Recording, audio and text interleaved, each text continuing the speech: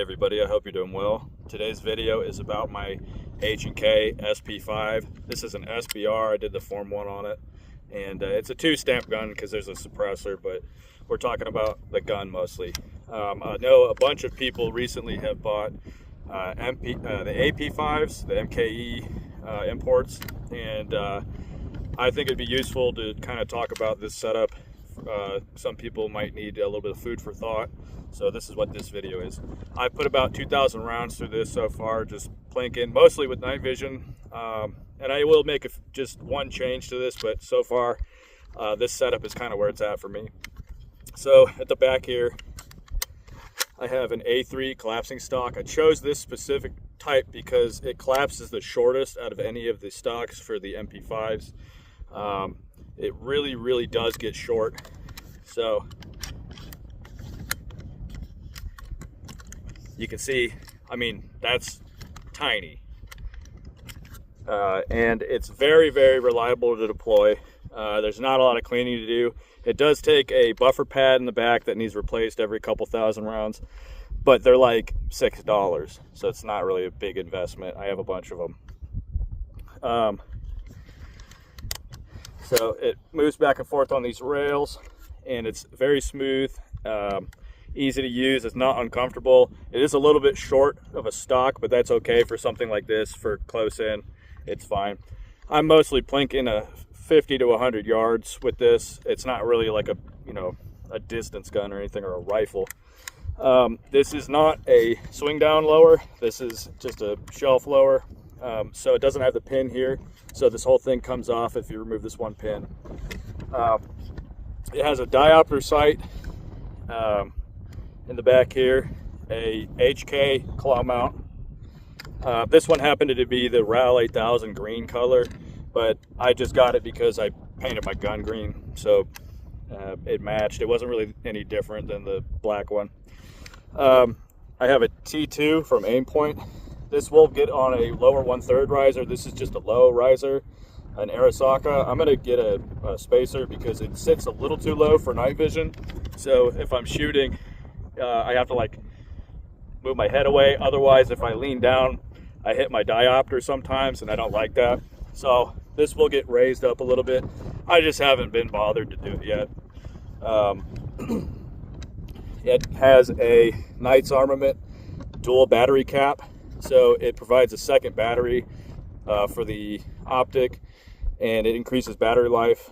I like it because it has these giant lugs. So it's like 35 degrees out, so my fingers are a little bit not sensitive. So with these giant lugs here, I can really, hold on to that, because I'm staring into the sun right now, and I crank it all the way up if I'm looking at the sun, or if I'm not, I can turn it down. It's nice.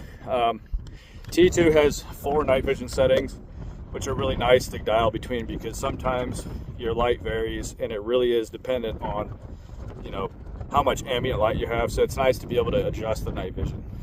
Very reliable. I like it a lot. These are my favorite red dots. This is the Gibbous Outfitters flashlight handguard. So what this is a carbon fiber handguard that is produced by Gibbous Outfitters, and it mounts a mod button with a 4.5-inch cable down to an 18350 flashlight, or you can put the bigger one in, but the 18350 I think is what this is meant for. So it's a short, bright flashlight. It's quite a bit of light for inside the house, but for outdoors, I can shoot this 50 to 100 yards and see my targets very clearly if I don't have my night vision. It's its own self-contained thing, so it mounts in just like a regular handguard, and I really like this. It's superb. It has the capability of the old Surefire lights, but with the addition of dropping the light down lower, so I can mount a 3-lug suppressor on like I do here. So I'll show you.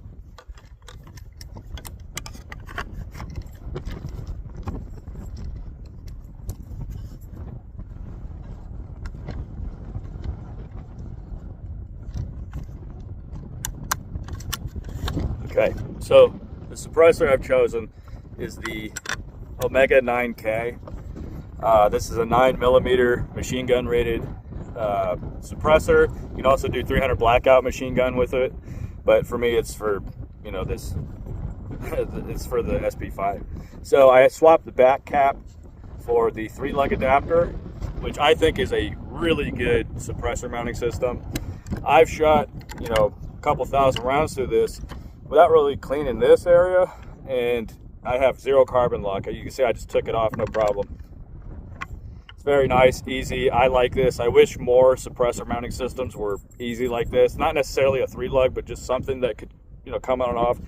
The Knight's Armament, the 3-lug flash hider thing is about as good as it gets for stopping carbon lock on suppressors, but other than that, the 3-lug is kind of the way to go, at least for me, because I fiddle around with stuff, so I take suppressors on and off. But yeah, like this Handguard allows for a 3-lug suppressor to fit on here. So the old Surefire Handguards, they don't. The best you can get are the threads.